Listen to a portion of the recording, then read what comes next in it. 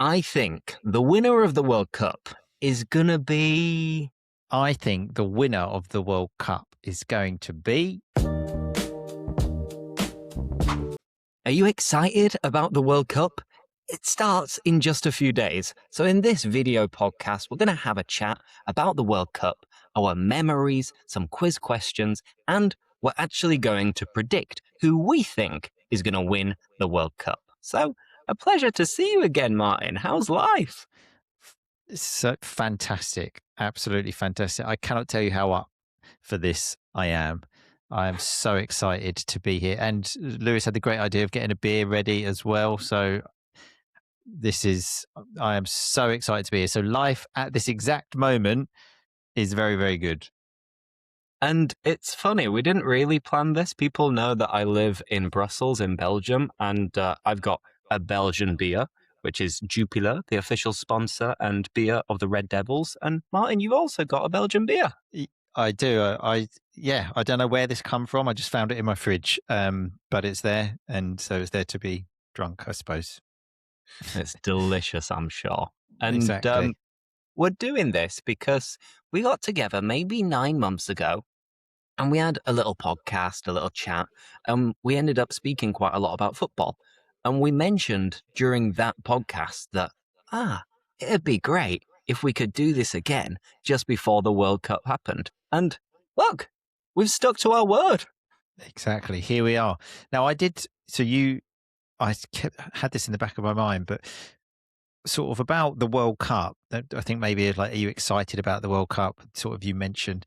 The thing is with when the World Cup happens now at this stage of my life, I've got so much going on, like work, kids and stuff. It's like when I go on holiday, it's like I don't have so much time to think about it. And then all of a sudden it just appears. It's, I forgot about this, because it's literally next week now, isn't it? Because it's one of those things where you keep thinking, it's miles away, but we're nearly there now. So this is exactly what I need to get myself pumped up for it, because otherwise it would have been like, oh my God, the World Cup starts tomorrow. But here we are. So I am getting pumped up. You're pumped, you're buzzing, you can't wait. And I don't know if you've noticed it online. Maybe you haven't, with kids, work, lots going on, but the last 24 hours, maybe 48 hours, I've been hooked on the most interesting story that has come out related to the World Cup. I'm going to say his name, and then I want to judge by your reaction to see if you have any idea who he is. Tim Payne. No, I don't. I don't. Now, this evening, you're going to be looking it up and watching all the videos, especially if you speak a little bit of Spanish. So there's this Argentinian football influencer who literally a week ago posted a video, and he was trying to find... predicting? Is this some prediction or something? It's not a prediction. It's something much purer and more beautiful. So it was this influencer posted a video, and he said that we're all very excited about the World Cup. We're all going to cheer on our countries and our teams. But what if one player could unite us all? What if there was one player that we could all get behind? So what he did from there is find the lowest ranked country that is competing at the World Cup, New Zealand, and then the player who has been selected by New Zealand to represent them with the lowest number of followers. So he found the least known footballer competing at the World Cup. His name is Tim Payne. No pain, no gain. And then what happened is magic, and it's life-changing. So he went from having 4,000 followers to now having over 5 million followers. My God. And he's had a cumbia song made after him. And there's this rabbit hole that you can go down, which is all about Tim Payne, of people interviewing other people in the street. Like, who are you most excited to see at the World Cup? Cristiano? Messi? Tim Payne. Tim Payne. It's brilliant. Does he play is he actually going to play, or is he likely to get 0 minutes? He is the starting right back of New Zealand. Right back. Glamorous then. Glamorous. Yeah. Yeah. Amazing. Very interesting. No, I hadn't heard of Tim Payne. Well, now you know, but let's focus more on the more relevant stories of the World Cup. But tell me about Italy. You lived in Italy before, and Hmm. well, you used to live in Sicily, if I'm not mistaken. Correct. But Yeah. unfortunately, Italy are not going Not to be here. there yet Hmm. again. So, how do you feel about it? Um, now, for the Italian people that listen, may not like my answer, but I am delighted they are not there. Because, as I'm sure you will remember, England lost in the final to Italy. So it's 2021, wasn't it? It was for the 2020 Euros, but because of COVID, got moved, whatever. So England lost in the final to Italy, and so when England lost, obviously I was very disappointed. But I thought, yeah, exactly. But I thought, well, you know what? We've lost to the team which had always been my second team, even as a kid, because my grandparents were actually Italian, and certainly when I was a kid, like in the 90s, like 2000s, Italy were far much more successful than England. So generally, England would go out kind of quarterfinals, and then I would kind of support Italy. Um, so we lost, and I thought, well, number one, Italy played much better in the game; they deserved to win. And number two, I thought, well, we've lost to kind of my second team. If I could have picked someone else, it would have been them. However, that was like my immediate reaction after the match. But then I honestly got so much abuse from so many people. And I also actually didn't like, there was lots of things kind of like online, like, and people being so nasty towards English people. Like, for example, English people, all the English players after the final, they took off their medals, which, they lost, and they said, oh, but for example, it was like, and people would say to me, I remember getting my hair cut, and then they would say, like, you don't know how to lose. And I was like, sorry, what? Like, and it was always very much like you and I was like, what? I can swear on here, yeah. Yeah, yeah. So it's kind Say of whatever you like want. I was like, fuck you. So, and then like I was getting like loads of messages from like Italian friends. So on the night Italy failed to qualify, so I'll tell you how sad and pathetic I am.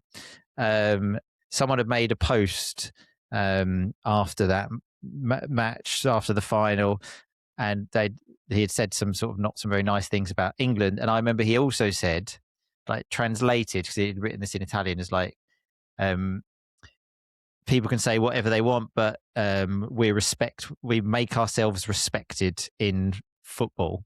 And I went on Facebook and I scrolled down on his timeline to like 5 years ago now, and then I just commented, "Oh, like we're respected in football. This has not aged well." Like, and then I was just sort of going back to all other messages with other friends and messaging them.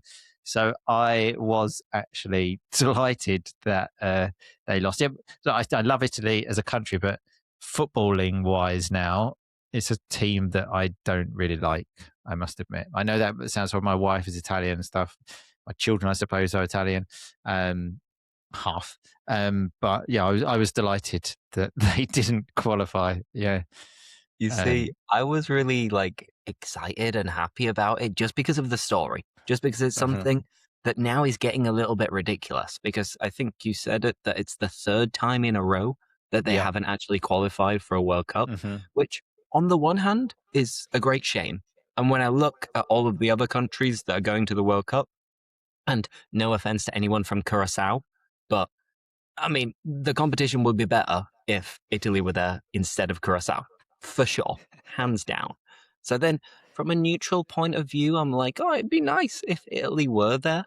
But I know that if England didn't qualify for the World Cup, then all of the other big footballing nations would be absolutely pissing themselves laughing. They'd be Exactly. like, So yeah. So I mean, to be honest, there have been times in other World Cups when a big footballing nation is not there. I remember in 2002, the Dutch didn't qualify, and you see all of the fans wearing the orange, and I was quite disappointed by that. So normally I would be disappointed that a major footballing nation is not there, but in this specific case, I just had so much fun with it. For example, when Italy won the World Cup in 1982, that was the third time they had won it. and a commentator is sort of quite famous for saying like, let's sing it together, champions of the world, like they sing it 3 times. And so I found something on social media and I sent it to my friend who was giving me lots of stick, lots of aggro, let's say. And I said, let's sing it together. We're not going to the World Cup 3 times in a row. Let's sing together. Like, By the way, any Italians listening or watching, we do love you. It's just, yeah, a bit of it's just friendly friendly. banter. That's exactly the 2 words I was going to use: friendly banter. Like I said, I love Italy as a country, but yeah, it's just some nice friendly banter. And I think it's about World Cups. Like even like countries, they're kind of man-made borders, aren't they? Like who says? So for example, Scotland have qualified this time. So we've got England, and then someone just says, for example, this is another country now. Like it's a load of rubbish, really. And I'm a citizen of the world, all of this kind of stuff. But when it comes to football, it's like it's a different game. But friendly, got to keep it friendly banter. Like, I am not a football hooligan in any way. So yeah, friendly banter is what I like. Exactly. Now, let's kind of take a trip down memory lane and let's have a little chat before we start predicting and going over some quiz questions. Our big memories of the World Cup. I think my first World Cup that I properly remember was probably 2006, even Oh that I wow. have like clear memories. I think 2002, I remember it a little bit, but not that well. I haven't got the Okay. best memory. But I remember having our golden generation when Mm. we had Frank Lampard, we had Michael Owen, we had Steven Gerrard, we had Paul Scholes, we had David Beckham, we had Gary Neville, we had Rio Ferdinand, Uh, we had I've all of these. I've got a Go weird on. thing. It says someone says something which is factually incorrect with football. I can't help but correct them. So you said Paul Scholes. He retired in 2004. Just Oh, FYI, really? he didn't play in the 2006 World Cup. I've got this weird thing. I've got problems. I think it looked like OCD. I don't know. Weird thing. But yes, the golden generation. But it's just like you're naming them. I'm going like, yeah, yeah. So Scholes. Like, oh my god, there's an alarm going in my head. I need to Ding, tell ding, him. I ding, need ding, to tell him. ding. So apologies for that. But yeah, he retired in 2004. But yeah, we did have all of the other players that you mentioned, which were world beaters at the time. And Um, then we never got anywhere with them. This is that the big World Cup. disappointment. So we had a very brief chat about age earlier, and I said that your first World Cup. I didn't expect it to be that one. Like that World Cup, I was like, I'd have been like no 21. Yeah, I'd been 21. So I remember that like really, really well. And that was a letdown really, because not only did we not do anything, but just the way we played, it was just rubbish. There was nothing to get excited about, because that's the thing, I think, when in a tournament, as long as there's like a couple of moments where you can get really excited. So in the Euros that was 2 years ago, England they got to the final in the end, but they very nearly went out against Slovenia, I believe it Yeah, was. yeah. It And was Slovenia or Slovakia, maybe. Slovakia, yes. So yes, you've obviously got the correction thing as well. But yeah, you're I've correct. got It it, was but with Slovakia. more recent history. um, and we were very close to going out. And I remember thinking, if we go out now, there's been nothing to get excited about. And then Bellingham equalised in like the 92nd minute. And just even that moment, because it's all about moments, just the joy.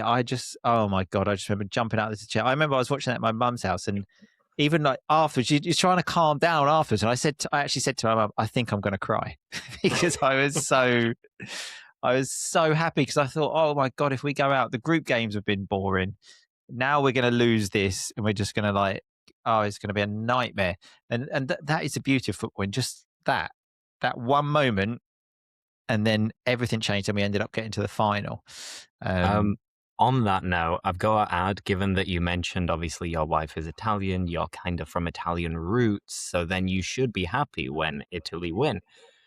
My fiance, soon to be wife, is Spanish, and Okay. I used to live in Spain. So we were talking about it as it seemed like we had the chance of getting to the final together to compete against each other, and we were both really excited about it.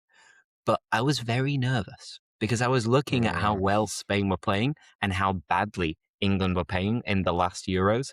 So then when it came to the big day, the final, I met up with loads of Spanish friends. I was practically the only English guy here in Brussels watching the match.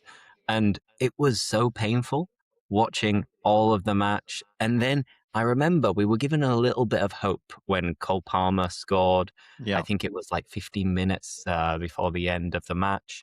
And I remember celebrating in front of all of these Spaniards, being like, come on, It, yeah, come on. And then it seemed that we weren't going to be able to actually make any progress and get mm, back into the match. And then Spain they scored. overtook us and they came back. And I Yeah. remember just being like, I should be happy. I should be happy for her. And they all wanted to go out for some extra drinks and celebrate. But at that moment, as soon as the whistle blew, I was like, have fun. I'm off. um, everything you've just said is almost identical to when England got to the final, played Italy. When I was still living in Italy then, and in fact, I made a podcast about the quarterfinal stage. I think maybe even before, no, quarterfinal stage, and I said England are going to play Italy in the final, and I remember I was certain, and I was excited but also nervous, thinking I'm not sure about this, and yeah, and then it was like Italy we scored early, Italy got into the match, and then I remember they had a penalty to win the shootout, Mhm. and they missed, and at that point, because I was during the penalty shootout, I was hearing lots of people cheering. I was watching at home with obviously all Italians, but not only the people I was with, there was all the people in the building. You could hear them all shouting. So when they missed that penalty to win, it gave us that glimmer of hope, and I have never celebrated anything like that in my life. It lasted about a minute because then we missed our penalty and then lost. So, but that 1 minute, I've spoken about this earlier, those moments, those 60 seconds are probably the best 60 seconds of my life because it feels so much better when you're rubbing it in someone else's face. However, it quickly turned. And again, that's the beauty of football. That's why I love it, because it's this roller coaster of emotions. So for those 60 seconds, I was the happiest man in the world. And then very quickly after, I was probably like the most, I was just gutted. Devastated. It felt like someone Distraught. ripped out my insides. But that's football, as they say. That's football. And obviously, I mentioned that maybe the World Cup that I remember being the first one was 2006. I vaguely remember 2002, but not really, not enough, Mm-hmm. because I was born in 1992. Maybe I should remember that World Cup a lot better, being 92. 10 Right. years old. Okay. But I Right. Yeah. didn't really. Then I remember South Interesting. Africa, of course, and I remember all of the ones since then really well. For you, what is the World Cup that you remember? Well, as being the most life changing and the one that you remember being the first World Cup that you could actually So, feel the excitement. yeah. So the first World Cup I remember was 94. However, England didn't qualify for that. Um, so I was supporting Italy because they had like Baggio. Like in England, we say Baggio. Um, and they got to the final. He famously missed the penalty. But maybe that's sort of like your 2002 one. I do remember that. And I remember watching, I remember Ireland beating Italy as well. Mhm. Um, However, for me, the 98 World Cup was the one, because I would have been like 13 then, 13 and a half, yeah. And I vividly remember getting off the bus and sprinting home from, because I wanted to get in for the first match, and because I was 13, but I pretty much watched. I mean, if it wasn't on during school, another great thing is that the first match, England Tunisia, was on during the day, and our school showed it. So we had no school, and they showed it on a big screen. Like, oh my god, it was Legends. it was. Well, I still talk about that with my friends. It was amazing. Do you remember So the time when they showed England against we Tunisia? still, Best you day think ever. you're football mad, you're 30, like, instead, okay, so what do you want to do today? Do you want to do like a geography lesson, or do you want to watch England in the World Cup on a big screen in the school hall? Hmm. And so it was so exciting. And like, in that World Cup, I like, not all of the players, but I mean, the Dutch team, the Italian team, the Brazilian team, the Argentina team. I knew like all of the players. So that for me was my first. Like, I was football mad, and I was just so. I mean, England lost to Argentina in that. Was famously David Beckham got sent off, lost on penalties. But even just like the spectacle of like I watched more or less every match in that World Cup. And like that's what I would like to do now. I would like to, but with like work and kids and stuff, it's not really possible. But I would like to watch any match. If it's a World Cup match, I want to watch it. But it's a little bit more difficult to do these days. I mean, now it's even harder as well because this year, of course, it's in North America, in the United States, Canada, and Exactly. Mexico. So the time zone isn't the best. It's No. true that for the England matches, we've got quite lucky, at least in the group stage, that we're Yeah. going to be able to watch all of the matches at a relatively Yeah. decent time. We don't have to wake up and at the crack of dawn to Yeah. watch it. So So that's a positive for Scotland, sure. yeah, Scotland UK time are on at 2 a.m. That is mental. And you mentioned your first, the one that you don't remember so much, was the 2002 World Cup. That was the last time when it was like this. I remember waking up at 6 o'clock in the morning to Mhm. watch England draw 0-0 with Nigeria, for example, in a I group mean, game. 6 o'clock in the morning's kind of all right. Yeah, You yeah, can yeah. But just but but I it was being the like, start of the day. yeah, but I was 17 then, and I'd probably wake up at like midday most days. So 6 o'clock in the morning was a real difficult thing to do then. Um, but so yeah, that was the last time I sort of had this sort of strange habit, and it is a bit frustrating because I would like to watch some of the matches with my children now. I mean, they're only 3 and 5, Mhm. but for example, the match at 10 p.m. that's impossible. Um, but I would have liked to watch some of the matches with them. But never mind. I mean, if we get to the semi-final or the final, I'm sorry, Mm. but you've gotta let them stay up Oh, God. if they're able to stay up. Oh yeah, I'll literally wait. I'll have to wake them up because I said when you're older, you need to be able to say, "I was there." I'll literally hold their eyes open like that. Now, how do you feel about it being in the USA, Canada, and Mexico, aside from the time zone difference? I mean, above all, because I like it when a World Cup is in one country.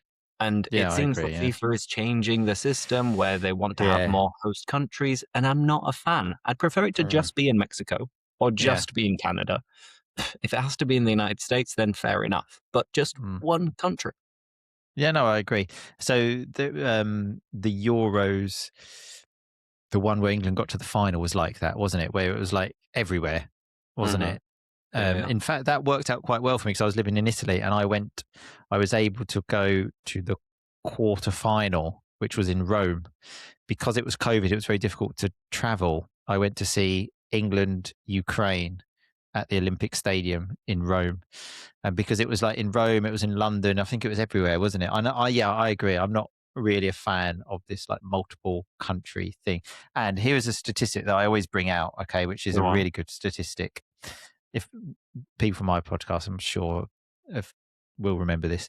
So I read a book once which was actually called "Why England Always Lose." However, the same book has also been re-released called "The Economics of Sport," and I think it sounds so much more intelligent if I say I read a book called "The Economics of Sport." So let's say I read the book called "The Economics of Sport." It is the same book; they've just changed the title. But anyway, it said when there is a World Cup, a Euros, or Olympics in one country, suicide rates in that country Hmm. decrease by more than 50% that year because there is that feeling of togetherness, which is just cannot be matched. Now, again, you won't remember this, but Euro 96 was in England, and that was amazing. There was just such a great vibe. So I was in year 6 then, so I was 11, and there was just such a great vibe. When the Olympics were in England, um, I was actually living in Italy. I remember come back and everyone was just going mad for the Olympics, and I thought no one normally watches the Olympics, but there was such a good feel good factor. So I don't know if you get that when it's kind of spread around. I certainly didn't. Actually, I wasn't in the UK, but I didn't get that vibe of when it was kind of in the UK, wasn't it? A few years ago, when England lost to Italy, they lost in England. So I And don't know. on 96, that is when the famous song "It's Coming Home" came out, right? Oh, in fact, I actually thought I want to bring this up. Actually, I forgot, because I know that people say that we're arrogant because we say that, but It's people think, coming home, yeah, it's coming but home, it's I just, coming. I mean, it is a great song. Let's not beat around Banger. the bush. Yeah, it's just even the start of it where you just hear the crowd. Oh, it's great. But forgetting that part, people think that we sing it because like we're sure we're going to win, and it's like we were terrible for so many years, and I think, like, I don't know, Arsenal sing like we're the greatest team the world has ever seen. Like, it's not, people don't actually think that. It's just have a bit of fun, and it's a Yeah. football song. Like, if you took every football song literally, like, you're crazy, and it's just a song that's a bit of fun. There's nothing more to it than that. And it's great to sing together. But all of these, like, we people actually think we sing it because we're sure we're going to win. Like, Mhm. people say, and that, in fact, when England lost to Italy, that was a common thing everyone said. They said, "Oh, the English people were certain they were going to win." They were And then singing, they said, "It's coming "It's coming home." Rome," which, Oh yeah, fair yeah, yeah, enough, is a nice yeah. play on words, I like that. which I like that's all that. the banter, that's the friendly That's banter. I totally agree, and yeah, I quite like that. It's coming Rome, but when people are saying that, they said, "Oh, I was getting this a lot. English people are so arrogant. You thought you're going to win." I said, "But sorry, where did you hear that? Were you watching BBC before the match? Because I was, and I didn't hear anyone say England are going to win this match. So where are you hearing this?" And they say, "Well, you sing it's coming home." It's like, we've been singing that since Huh. 1996, And it's but it's never only come been home. it's never come home. And not only that, this is just shows you social media. It's only become famous recently. I remember talking to people and they said, "Yeah, but you've re-released it." No, we haven't. We sing that every tournament since 1996. It's just in 2000, when it was Euro 2000. I think that was in Belgium, actually. Uh-huh. Um, you didn't care about it, but it was still being sung, believe me. So it's just a bit of fun. Football song, and I'm sure in other countries as well, people sing football songs all the time, which, if you took them literally, would make it just ludicrous. So yeah, but the Euro 96 was when that came out, and that also added to it, because that's a great song. It's an absolute banger, an absolute Yeah. tune. Now, let's focus on England this year and what we think about the transition between Mm, Gareth Southgate and Thomas Tuchel and yeah. his selection. So, I'll say that I loved Gareth Southgate. He's an Oh, absolute same. legend. I look up to him. He's such a Gentleman. nice Yeah. man, a gentleman, a mild mannered guy. We have some versions of football songs as well with Gareth Southgate. And Oh, yeah. he's taken us so far, but you could Oh, always tell that he didn't quite have the tactical nous to be able to get round these difficult opponents when it really mattered, like Italy in the Euro final, Spain in the Euros final. So it's always been clear that he was lacking something, despite all of the great things that he's done. But I'm still not convinced on Thomas Tuchel. no. But I think it's worth a roll of the dice. It was worth mixing it up and going for someone who is proven at Uh, having tactical nous and is good at knockout competitions. So yeah. Thomas Tuchel, Gareth Southgate, what do you think about them? I mean, the thing is with football, it's fine margins, isn't it? Like, Southgate could have won that Euro final, especially against Italy. It was, the penalty is a bit of a lottery. Yeah. Um, and then everyone would be talking about what a wonderful, like, it's the best ever. Um, and you always got to be careful what you wish for, I think, because part of me thinks, like, we could just have an absolute stinker of a World Cup and, like, go out in the group phase or something like that.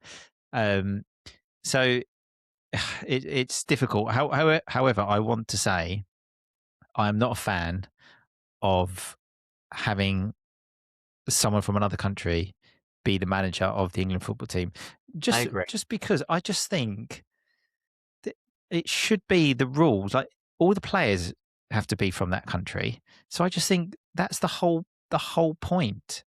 That this is, like I said earlier, I'm not like I didn't vote for Brexit, for example. Me Like, neither. Me neither. We're not no, massive I patriots unless no, it's football related. exactly. But I just think this is the whole point. We can't just say, oh, you know what, we'll just have that player from Spain. Like, oh, he plays in England. We'll just pretend he's English. Like, it's fine.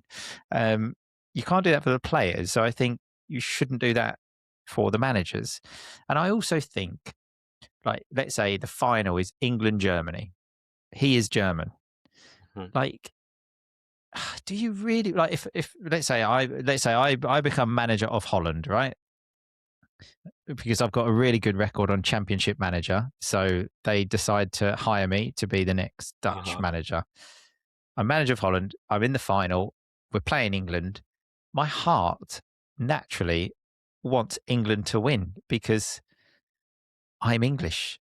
Like, so I'm not a big fan of, not, there's no reason of like any, because we had obviously Capello was the England manager, and he's Italian, and I didn't like that either. We had Sven Goran Eriksson, who is Swedish, and I didn't like that. So it doesn't. It's not like any particular country. I just think you've. It should be the part of the rules. The players are from that country, and the manager should be from that country. But yeah, I'm not sure really about the whole thing. And so you said you're not convinced by him. I agree. However, I also think you can only really judge managers when it comes to a tournament, because qualifiers these days Mhm. kind of, I mean, especially luckily, obviously England are a decent football team, so generally the qualifiers are not that difficult, and you generally Say that to qualify. the Italians. Well, yeah, that's also true. Yeah, but I just think you can't really judge anyone until they get to a tournament. He made his quite a controversial selection with his Mhm. squad, but again, if he wins the World Cup, he's a genius. If he doesn't, everyone will point at that, and everyone looks for excuses. Like when we didn't, the golden generation, like you said, people always say, "Oh, it's because they weren't friends." It's like, well, I mean, if they had won, so for example, Spain, they had Real Madrid and Barcelona players that hated each other. They They they made won it the work. World Cup. Yeah, Yeah. so I just think you can find excuses when it doesn't work, but when you win, you're a genius. When you don't, people just start finding. So Fabio Capello in 2010, for example, England had a terrible World Cup, and some people say it was because he took away the tomato ketchup, for example, and then it made the players unhappy because they had been used to having ketchup and his new rules. But it's like, is it really England had a terrible World Cup because they took away the tomato ketchup? Like, It let's. must be. It must be. The goddamn ketchup. Where was it? So yeah, I think it's difficult in football. So we'll have to see. But expectations are high now, because you mentioned when you spoke about Gareth Southgate, he took us from 2016 when we had been knocked out by Iceland, which Mhm. was quite a surprise. And the 2018 World Cup, I think is my favorite ever. It's just such a great period of my life. I was living in Italy. I'm literally just in the process of buying a house. And it was so unexpected to get to the semi final. And so I was, I don't know, how old was I? 34 nearly at the time. I was 33, nearly 34. Um, and I'd never seen England in a semi final of a World Cup ever in my life. Yeah. Whilst now, young people like you, or even people younger, even younger than you, they take it for granted that England get to semi-finals and finals. But that wasn't the case at all. Yeah. Um, In this case, I remember in 2018 that I had just been in Australia for a year and mhm. we were traveling around Southeast Asia. So I remember watching matches in Bali, in Thailand, in Indonesia, in Singapore, and yeah, basically around these places. And I remember making a lot of like friends just because we were watching football together. Oh So yeah, I'd yeah, meet someone in a hostel, and then it's like, "Oh, you're English. Oh, I'm yeah. English too. Oh, great, You know, we're playing fantastic. Colombia tonight at Yeah. 4 o'clock in the morning. Like, do you fancy watching it?" So then we ended up meeting up to watch different matches against And Colombia. this is the beauty of the World Cup. This is I love to hear things like this. It This was is what I amazing, love. Yeah, and because you we think could you're the other side of the world there, and it's still like you got people meeting up, making friends. Like this is what it's all about.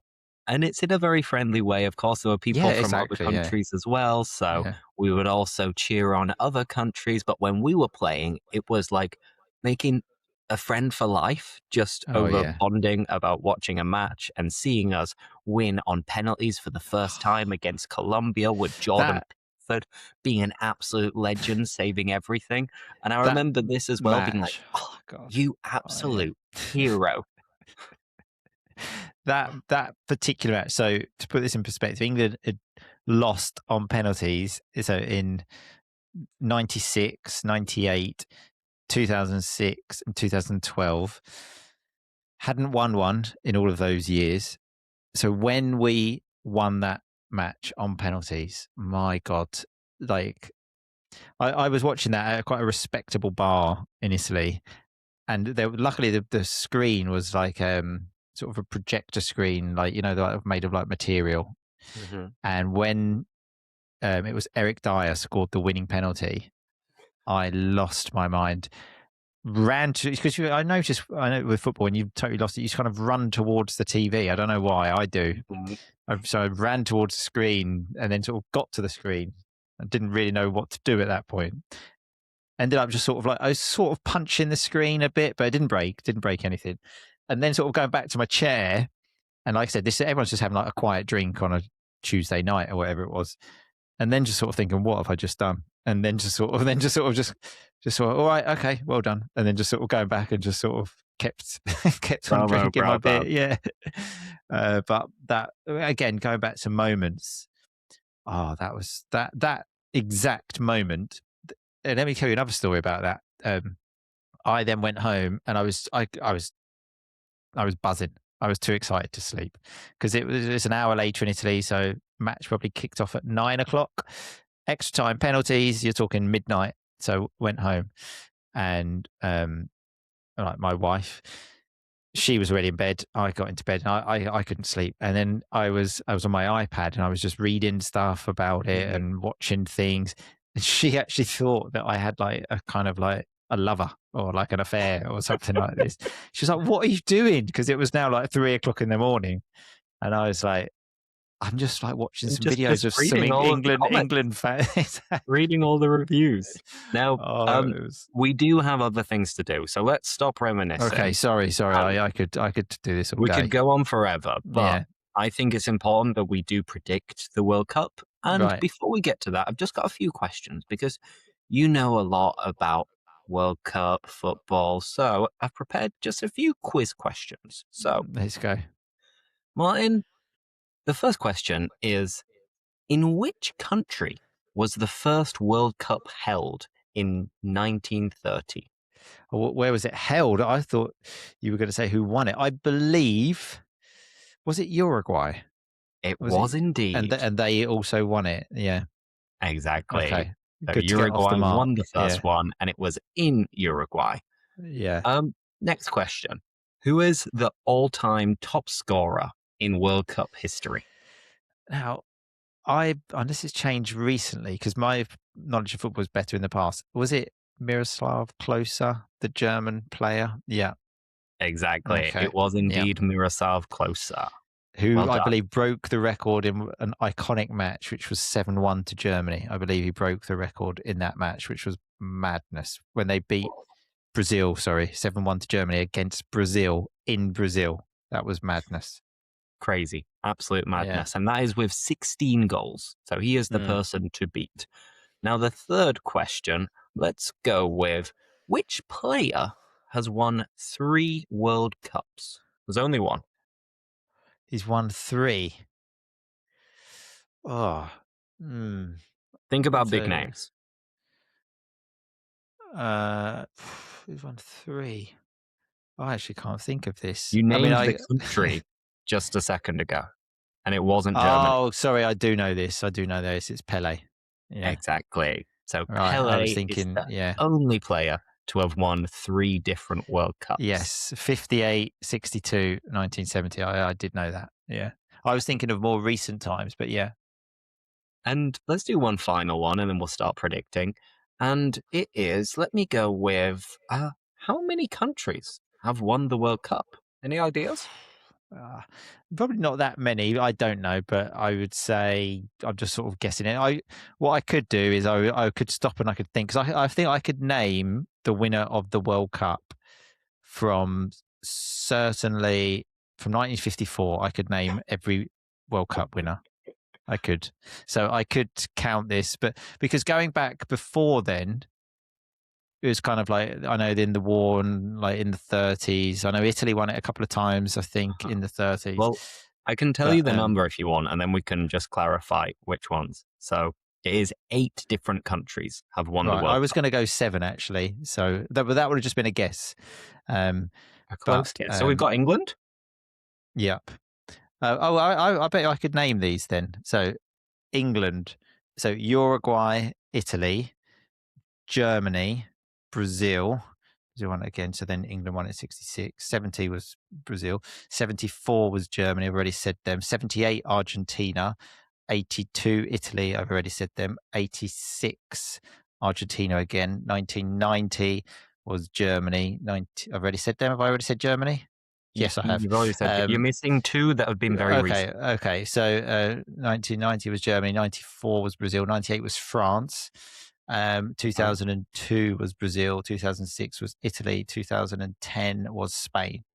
ding, ding, ding. There we go. Just to Perfect. finish that off, 2014 was Germany, 2018 was France again, 2022 was Argentina. Yeah, from 1954, I just did name all of them. You're an Yeah, encyclopedia. Who needs exactly. ChatGPT Honestly, I nowadays? don't know. Football knowledge, I don't know why. Certainly, like before sort of 2010, from sort of like 1994 to 2010.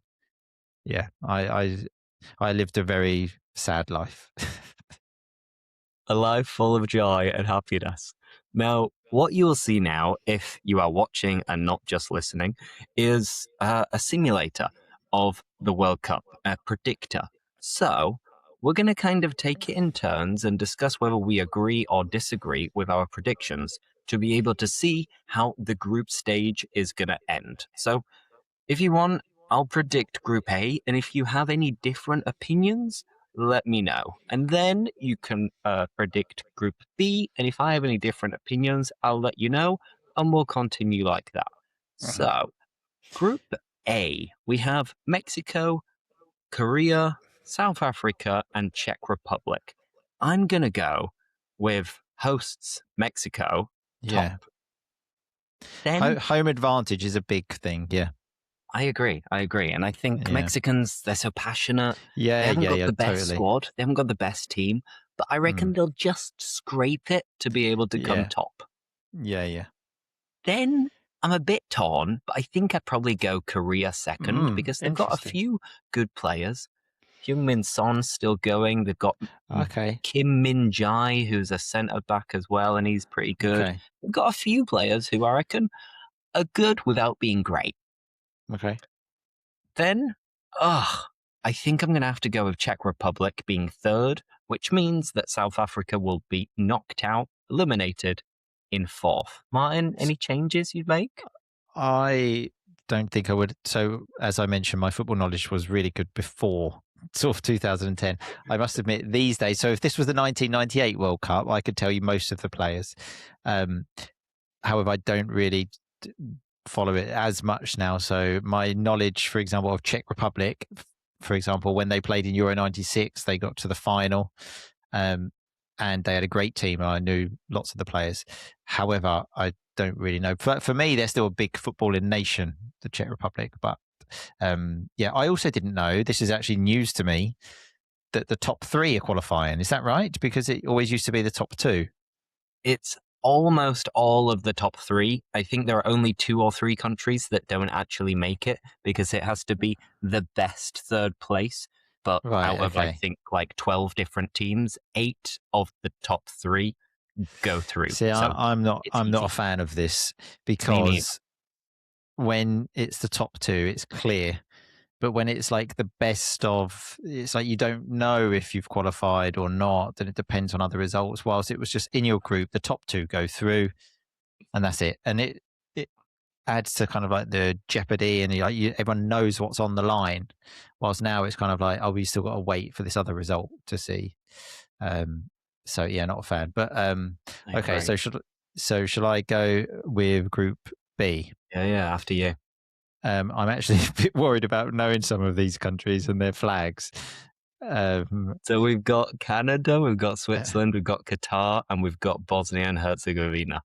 right. Okay. See, I was actually because I thought that's the Swiss flag, but I didn't know that their sort of abbreviation is SUI. How's that Switzerland? Should I'm that not be SWI? maybe, but do you want to know the best thing about Switzerland? Go on. The flag's a big plus. Okay, love it, Uh, love uh, it. uh. So good, yeah. So I don't really know anything about any of these teams. However, Switzerland are generally always quite a good team. Mhm. Did we play them in the Euros? But I would still go Canada because I know that they've got some good players Canada now as top? well. Yeah, because of home advantage again. I would imagine they're playing all their games at home. I haven't checked that, but I would guarantee that that is the case. So for that, then I would go Switzerland. Then I would go Bosnia. So they're actually the team that knocked Italy out, I believe. Is that right? Yeah, I I think they believe so. might. Yes, they did. So I'm just assuming by that there's a good team. And then last place, I'd go Qatar then.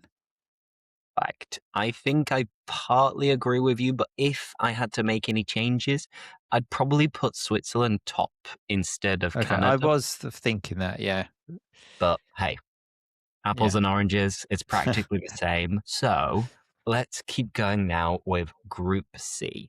And of course, here we have some big countries, and we've got a home nation as well. So we've got Brazil, Morocco, Scotland, and Haiti. Interesting. And personally, you mentioned it earlier, but I'm quite happy that Scotland qualified. And I I, really wanted Wales and Northern Ireland and the Republic of Ireland to qualify as well. I don't want them to win or go far, but I want them to be there. I no, I agree. And well, winning going far, it doesn't really bother me. It was, in fact, I remember in '96, England were in the same group as Scotland, and I was pleased Scotland were there because I knew some of the players. And then it was only then I realised that like they hated each other, and I was like, oh really? That's a shame because they're like our neighbours. Like, why is that? Um, so yeah, I agree. I'm happy Scotland are there, and Scotland Brazil was the first match of the '98 World Cup, Uh-huh. and so it brings back happy memories of when I ran home from the bus stop that time. So yeah, I'm happy. Good times, good times. Well, this is a tough one. I think I'm going to have to go Brazil top. I mean, Brazil haven't got their best squad that they've ever had. They haven't been that good in recent tournaments. They've now got Carlo Ancelotti as the manager, Yeah. but they haven't got the same flair that they had in the Mm. past. But I think they're still a solid team, and I don't see Morocco or Scotland coming above them. But Morocco are a very good team as well. They Oh yeah, they got controversially won the Copa de Africa. Um, okay. Yeah. so I think I'm going to go with them in second, and I reckon Scotland will probably beat Haiti. So Uh-huh. that'll mean that they come third and hopefully manage to qualify for the next round. And then their journey is probably about up, and they can pack their bags and go home. Yeah, I would say I would probably agree with that. I just want to share a quick Scotland Brazil story actually that I've seen because I love like football podcasts. And Colin Hendry, who was the Scotland captain in '98, said as they were lining up in the tunnel for that '98 match, Brazil had Ronaldo, the real one, R9, Rivaldo, Roberto Carlos, Cafu. I had like an incredible team. And he said, I can't remember what Scotland player it was, looked at him and said, like, they like the Brazil players, he says, they're shitting themselves. Like they were scared of like these Scotland players. He said Colin Hendry just looked at him and like, what are you talking about? Why would they be scared of us? But anyway, I thought I would just share that nice No, football I'm story. sure they were shitting themselves. They were Exactly. panicking. So who we got here? So We've got USA, Group D. Paraguay, Australia, and Turkey. Yeah. Hmm. Um, Again, home advantage. I'm sure it's all going to be like USA, USA, all of this stuff. So I would probably put them top. They've also got Pochettino, the manager, as well. However, they do have to deal with the pressure. So yeah, I'll put them top. Paraguay have always been a footballing nation. I don't think I know any of their players, but in the past they've always been a team, an okay team. So I'd go Paraguay, and then I would go. Normally I would put Australia bottom, but I think they do have some players now. I think it's getting bigger over there. So I go Australia, then Turkey. This is kind of like lucky dip a bit for me, but Well, this is the first one where I strongly disagree with you right, because okay, if you remember over the last 10 years, Turkey have always been the so called dark horses because they've had a good team, but they've never quite been able to get the results that maybe they deserved. So mhm. if it were me, I would have chosen Turkey to come top Oh because I wow, think they have okay, some great young players. And yeah, there's one who plays for Real Madrid. I've oh forgotten his really? name right now. Then they've got another one who plays for Juventus, whose name is Okay, Kenan Yildiz or something similar. So okay, yeah, I would go for very similar option, but Turkey top and then probably the same order. But right, hey, okay. this is a joint project, so we have to leave it as is. But yeah, sorry to any Turkish people. And who knows, you might surprise us. Exactly. No, let's keep going with Group E. This is quite an interesting one, apart from the fact that we have Curacao. So we've got Germany, Ecuador, Ivory Coast, and Curacao. And Ecuador recently, they've got a bit of a golden generation. If you Okay, think about some big players, for example, Moises Caicedo, who plays for okay, yeah, Chelsea, Chelsea, they've yeah. also got Piero Hincapié, who plays for Arsenal. They've got William Pacho, who plays for PSG. So they've got quite a lot of good players. But Your your knowledge yeah, is good. This is good. I like because I said my football knowledge is not nowhere near what it used to be. So yeah, this is good to get some good to info. know. Yeah, yeah. So for that reason, I'm still going to go Germany top because they Mm, haven't got the best squad that they've had, kind of like Brazil, but never it's write still them Germany. off. It'll Never be write Germany how off. they've not done well in recent years. I think knowing sort of just again, like just how they've always done in the years, they're due a good tournament. So I think they could go far just on a feeling basis. Yeah, we can never rule them out. We can never write No. them off. So Germany top, kind of same feelings as I have with Brazil. And then I'm going to go Ecuador second, like I said, because they have their own equivalent of a golden generation, and they're all Hmm. relatively young too.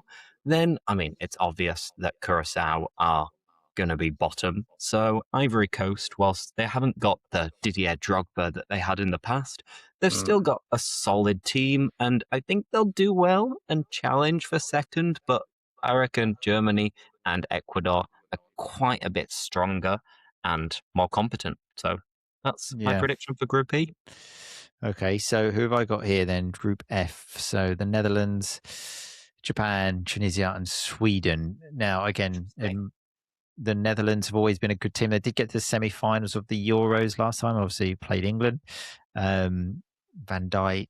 Who else have they got? Is that Memphis Depay? Is he still playing for them?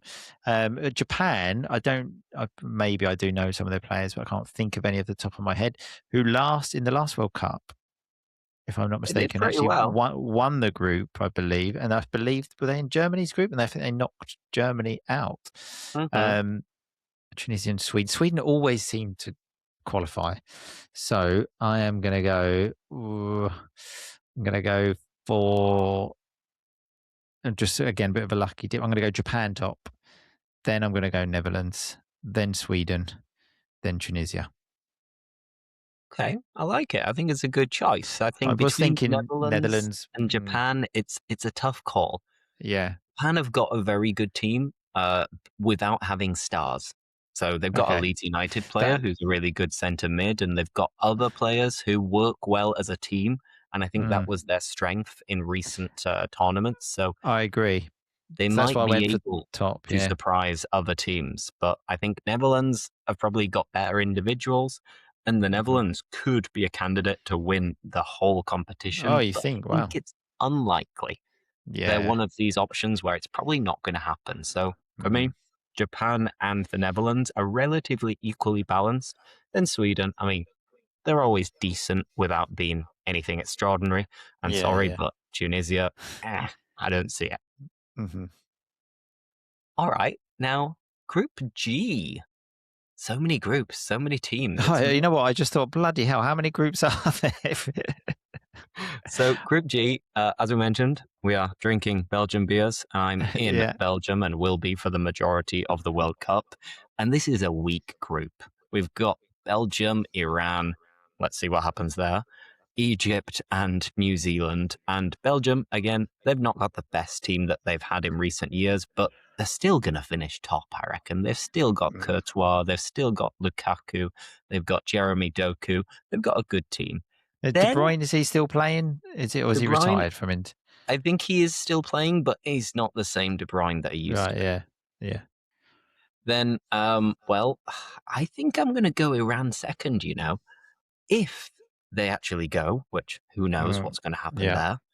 I think they'll be giving it everything, and there'll be so much togetherness, as you were saying earlier, that I think they might be able to Mm, scrape yeah. 1-0 against Egypt and New Zealand. So I'll go with them second. Then Mohamed Salah, got to go with Of Egypt course. third. And unfortunately, Tim Payne's journey will not be very long lived. So sorry, Tim Payne. No pain, no gain.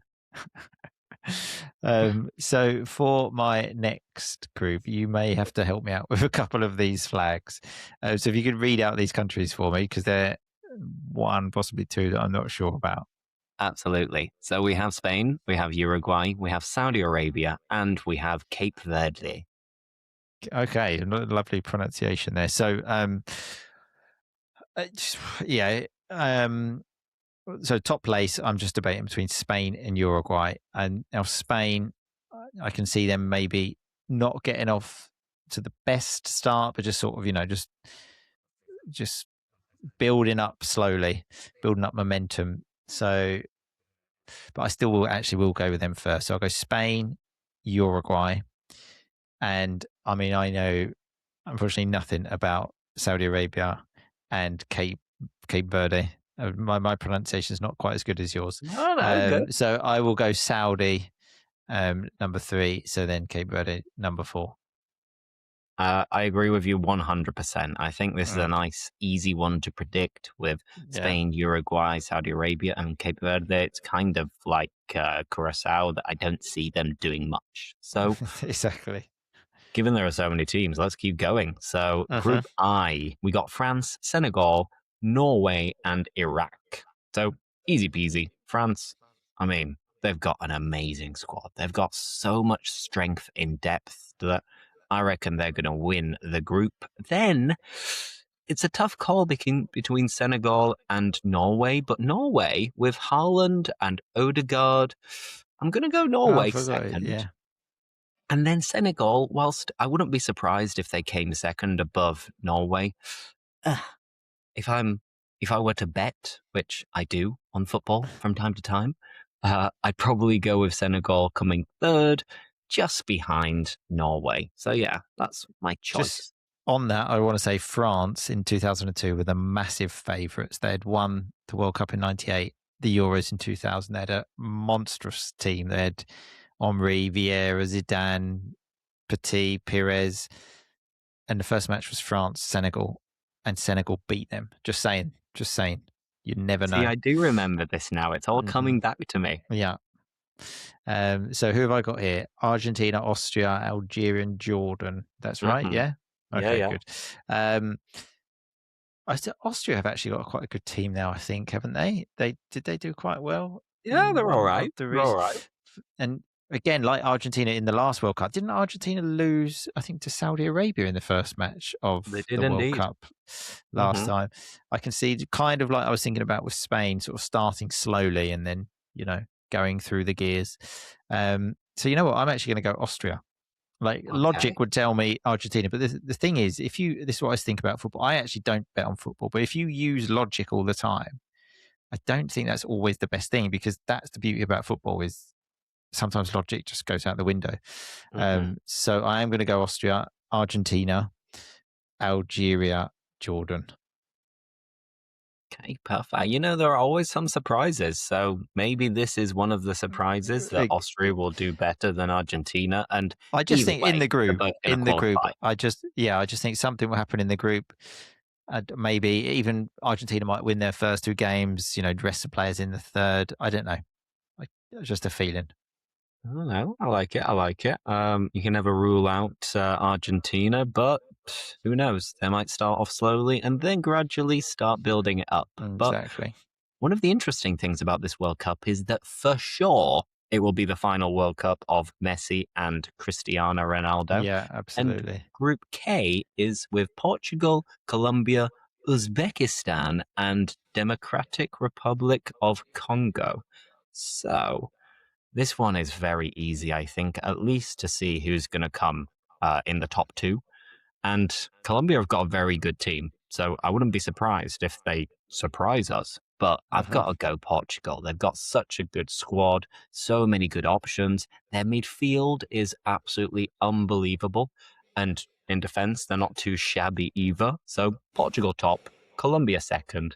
Then between the other two, I've got no idea. No idea at all. So let's go with Congo. Why not? Okay. So then, saving the best till last, Of course. England's group. You know what? I didn't actually know that the top three go through, so that has given me some reassurance, because I've been panicking recently, thinking we could go out in the groups, because Croatia are always dangerous. And then is the second game against Ghana or is it against Panama? I don't remember, but I think No, the second one is Ghana and the last one's Panama. because I always think of the 2014 World Cup. So England played Italy, where we always lose against Italy, obviously. Just so all my Italian friends can laugh at me. I actually saw a stat saying Italy, since 2006, where they won the World Cup, they've only won one match at a World Cup. Mm-hmm. Guess who that was against? England. England, yeah, in 2014, and then we lost to I can't remember who the second team was, but it was a real surprise. And then we were out after two games, and I just because I said we've had it really, really good in recent years, and I just think this can't last forever. We got to go back to the rubbish that we had for so many years before. So I am a bit worried, but you've got to have faith. So I will go England top of the group. Of course. And then so I'm going sort of logic here. That would be Croatia, Ghana, Panama. No, I think that's probably what's going to happen. I'm quite optimistic about England, but obviously I'm English and I always think that we are jinxed. So we're not actually going to do that well in the end. But in the group stage, I don't see too many complications. And if we manage to beat Croatia in the first match, then it's already done and dusted. Pretty much, yeah. Well, now the top three, it's almost quite difficult to not qualify, isn't it? Now the top three basically go through, so that should be fine.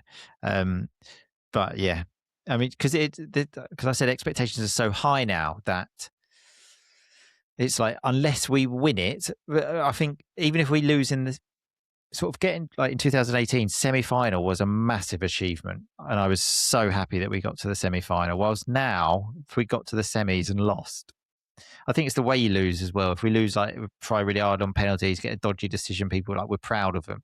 If we get stuffed 5-0 in the semi-final, it will be like a national disgrace.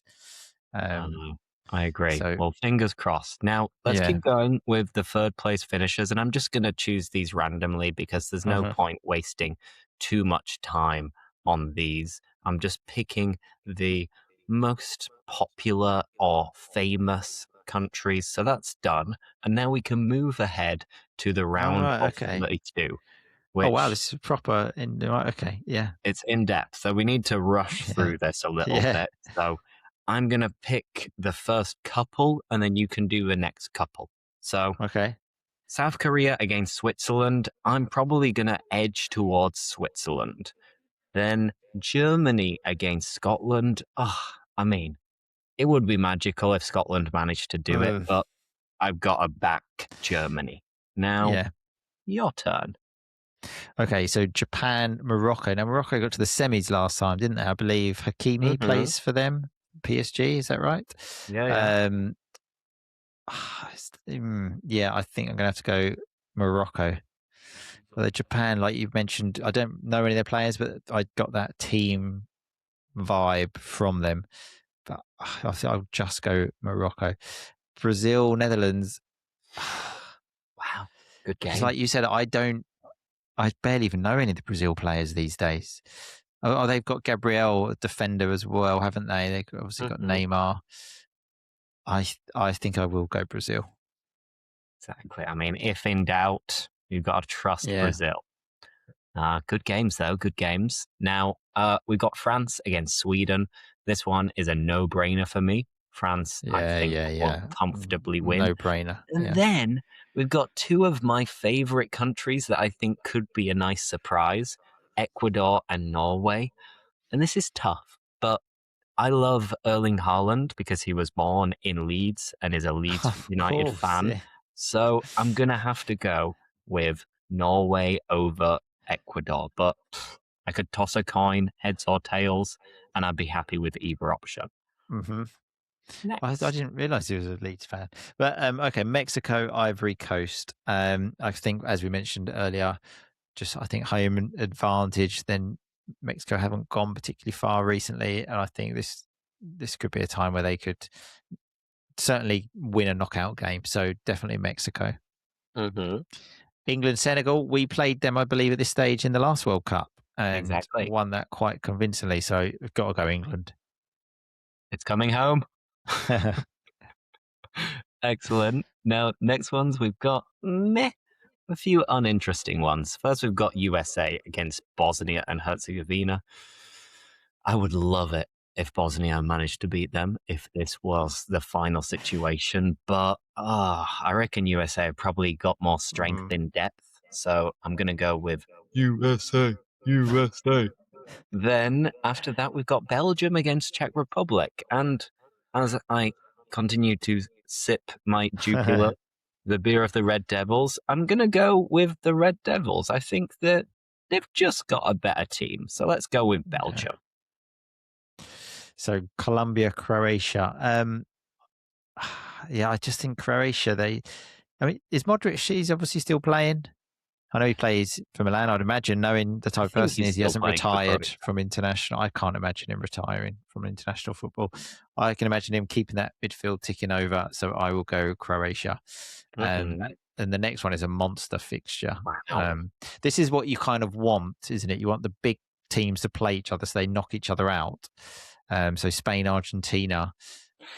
I think Spain will have too much for them. So I would go Spain. I'm glad you said that because I agree. I think Argentina winning twice in a row, it's very, Yeah. very unlikely. Messi isn't the same Messi. Spain are just so good. Now, the next couple of matches are another couple that I can't get too excited about. We've got Canada against Egypt, and I'm going to go with Egypt for the Mo Salah factor. Then we've got Austria against Uruguay. Ooh, this one's a little bit more interesting. And I think I'm going to back Uruguay because, the battlers, the fighters, they've got Marcelo Bielsa as the manager as well. Oh, is he? So Right, okay. I reckon Uruguay will probably just be able to beat Austria. Then, Martin, how about the final two? So Portugal, Ghana. I know, like you mentioned, Portugal have got a good team. Got to be Portugal. Paraguay, Iran. I'm going Paraguay there. Don't really know any of their players, but just You just love the yeah, Paraguayans. yeah, exactly. So, Uh, is there an extra game? I didn't realize there's an extra game. So the World Cup is massive because it's normally it would go 48 to round of 6. Right. 48. Crazy. Wow. Crazy. The football festival begins. Yeah. Now, let's keep going and let's continue with two each at a time. If we have any huge objections, we can Okay. let each other know. And the first match is an absolute treat. It is Germany against France. Now, you could see it going either way, but because I think France have got a better squad, Germany are not as good as the Germany in the past, I think I'm going to have to Yeah. go with France beating them. Then we've got Switzerland and Morocco, and this is a tough one as well. But I think after their showing and performance in the African Cup and in the last World Cup, I'm going to go with Morocco. Okay. So that leaves me Brazil, Norway. I also think Brazil haven't done particularly well for a while now, have they? So I suppose Mhm. they're due a good World Cup as well. So Brazil. Then Mexico, England. Now, if I don't bet on football, if I were betting, I honestly might bet Mexico win this. Um, I've got to go What? England though. But I honestly think I just got to, I think with Tuchel coming in, I can just imagine. I honestly don't think it's going to be a good World Cup. I've just got a feed in. I obviously hope I'm wrong, but I am going to choose England. Okay, You've got to thank put God for faith, that. but I'm just saying I wouldn't be surprised if we lose that. Yeah, I wouldn't be surprised either. But I Ugh. mean, if you think about it on paper, I mean, England, it'd be a huge surprise, man. It, A and huge then that's surprise, a huge shock. yeah, but I think we're due one of them. Well, touch wood that it doesn't Yeah, happen. Fingers crossed. exactly. Now, the next two, we've got Croatia against Spain. Spain, I think they're unbelievable. Such a Easy. great team, great players. So it's got to be Spain for me. And Croatia, I mean, they've got to be tired at this point, haven't they? Hmm. Yeah. Then we've got USA against Belgium. This is an interesting one. And I hope this does happen because if I'm cheering Belgium on, then this would be an interesting match. And I think I'm going to go with Belgium. It's Okay, a more footballing country, and definitely. they've got more individuals who are capable of changing the match. So, goodbye USA, and vive la Belgique. Right, so that moves me to Uruguay, Paraguay. Now, I did choose Paraguay based on nothing last time, but Uruguay, I've got to go there. I don't know. I mean, in my mind, Forlan, Cavani, and Suarez still play, but I don't know if any of them still play for Uruguay. But I am going to go Uruguay. And then Egypt, Portugal again. As you mentioned, the Portugal midfield. It's got to be Portugal. It's got to be. It's got to be. Good choices. Good choices. I agree with both. And now we're finally getting to the interesting part. So, the quarterfinals. And the first one is France against Morocco, which I believe is a repeat of the semi final of the last Correct. World Cup. And I know Morocco are going to want revenge, but I just can't see it happening, to be honest. So, I've got to keep backing France. And after that, we've got Spain against Belgium, which again would be really interesting because there are loads of Spaniards who I hang out with here in Brussels. So that would be an absolute peach of a match. And I think Belgium's ride in the World Cup, their adventure, would probably come to an end, and Spain would maybe even thrash them. Mm. So that leaves me with a monster of a Ooh. fixture: Brazil against England. Um, the thing is with England is, in my lifetime, I can't think of many games against like a top footballing nation where we've actually won. Um, So you got to look at this two ways. You think can Tuchel, has he got that mentality you spoke about to take us to beat a team like this? Again, I'm just going to back us. But I would probably, I'm not sure reality if I really think that, but okay, I've got to back us. I've got to back us. Hopefully, Okay. this is the moment. Phew. And Uruguay, Portugal, I find that one quite easy. Portugal. I agree that I I'm think hoping you Portugal. get. I hope you get the England one now because. You see, I don't know what I would have said there. If I'm thinking with my heart, I'd definitely go England. Mm. And if I'm thinking from a neutral point of view, I still think we might even have a slightly better team. But Yeah, that's what I thought. That's what pushed uh, me to England. Yeah, it all depends on Harry Kane. And if Harry Kane is on if he fire, then turns he up, could yeah. shoot us to the final and Mm, even winning the World Cup. But being English, we don't actually think we're going to win. So exactly. I'd Not probably what. go with Brazil, but I'm glad you've chosen England. Yeah, not what everyone thinks. Just because we sing "It's Coming Home" doesn't mean we actually think we're going to win. But We absolutely yeah, do not. and this is the first time an England team's been picked not on names. So that's either going to go one of two ways. It's going to be a disaster or it's a like stroke of genius. So we will see. We will see. Well, do you want to do the first one? So I do the Okay, then you England do the one. England one. France, Spain. Phew, that's a big match. I see France is more powerful, but Spain more technical. Um, it's a flip of a coin, really. But I, I think I'm going to go France. Okay, It was a tough perfect. one to choose. That was. I agree. I agree. It depends if it's more on individual quality. We'd probably maybe go France.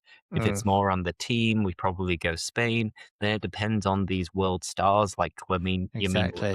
Lamine Yamal and Kylian Mbappe, whether they have a good day Exactly. or not. So I agree because I'd have to toss a coin as well. Yeah. Then we've got England against Portugal. And oh, if I think about the squad, I think that Portugal maybe just edge it. I think they might have a Mm, slightly better team because their midfield is better, but they've got Roberto Martinez as the coach. I And agree. Roberto Martinez didn't do a good job with Belgium. And I don't think he's the best international coach. He reminds me a lot of Gareth Southgate. And the big Interesting. Achilles Yeah. heel is that Cristiano Ronaldo is probably going to play. And if Cristiano Ronaldo is playing at 42 years old or something like that, he's not going to be tracking back and helping in defense. So whether he will be starting or not, I'm not sure. Mm. But if Cristiano is starting, I reckon we win. If Roberto Martinez makes the big call to bench him and put someone else on, I think they might beat us. But I mean, let's go England.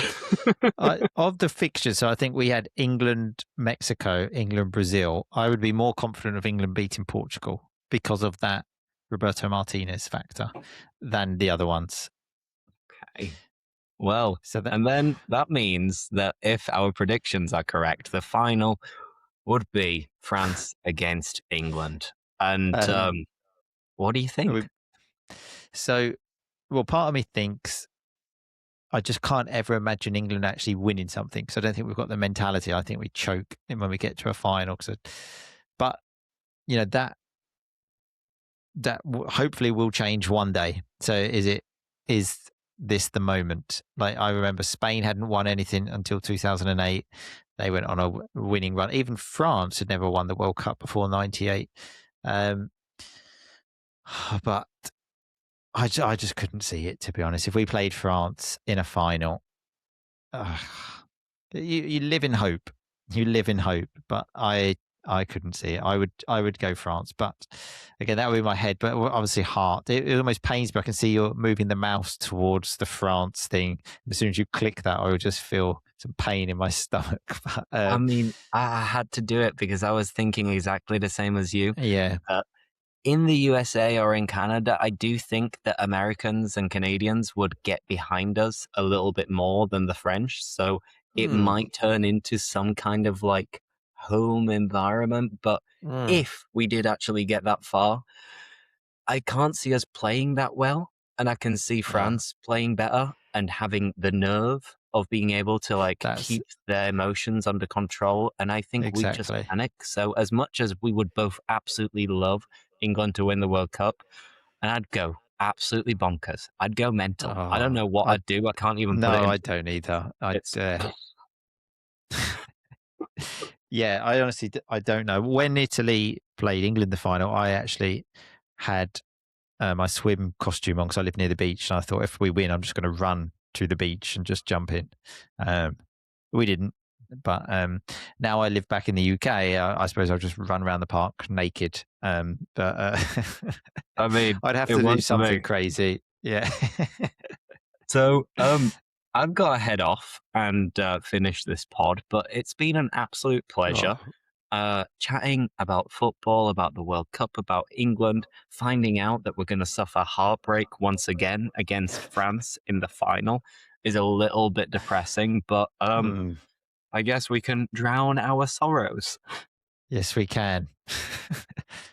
Cheers to that. So, Cheers to that. Martin, anything to say before we wrap it up?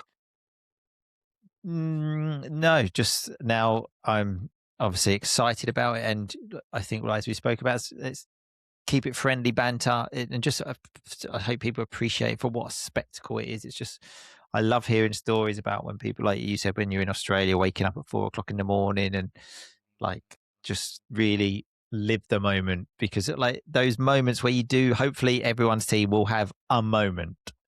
Um, and yeah, I just hope everyone enjoys it because it's such a, for me personally, I'm not saying it is, but it's the best sporting event that exists in the world.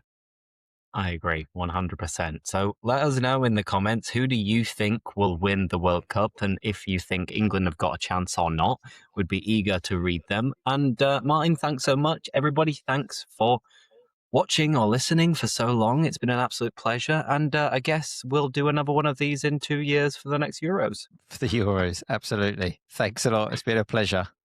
See you later, guys. Bye bye. Bye bye.